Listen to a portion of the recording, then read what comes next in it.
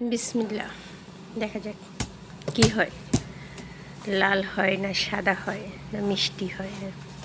লাল, বিসমিল্লাহ। কি হবে জানি না, কি হবে আপনারা বলেন, কি হবে? লাল হবে, মিষ্টি হবে? বলেন আপনারা তাড়াতাড়ি ঝটপট। কি হবে, কি হবে, কি হবে? কেটে গেল, কেটে গেল, কেটে ফেললাম, কেটে ফেললাম, কেটে ফেললাম। মধু, মধু, মধু, মাশাআল্লাহ। যাক, লাল তালে হয়েছে, দেখে মনে হচ্ছে মিষ্টিও হবে। এবার বছরের প্রথম আমাদের নিয়ে আসছে তরমুজটা, বড়ই আসছে। পিস পিস করে কেটে আমি এখন খাবো, দেখা যাক। মিষ্টি আছে, মিষ্টি আছে, একটু খেয়ে দেখলাম।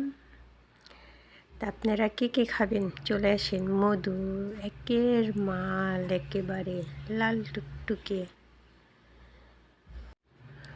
গরমে তরমুজ খেতে অনেক ভালো লাগে, আর বেশিরভাগ হচ্ছে আমার অনেক পছন্দ। আমার কাঁঠালের থেকে তরমুজ অনেক পছন্দ।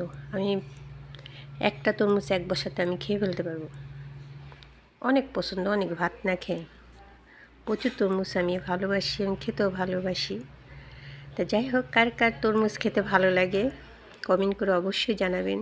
তরমুজ আসলে শরীরের জন্য, স্বাস্থ্যের জন্য সবই উপকার, ঠান্ডা ভালো সব দিক থেকে, পানির শূন্যতাও পূরণ করে। তা কেমন লাগলো আমার তরমুজটা? Bye by.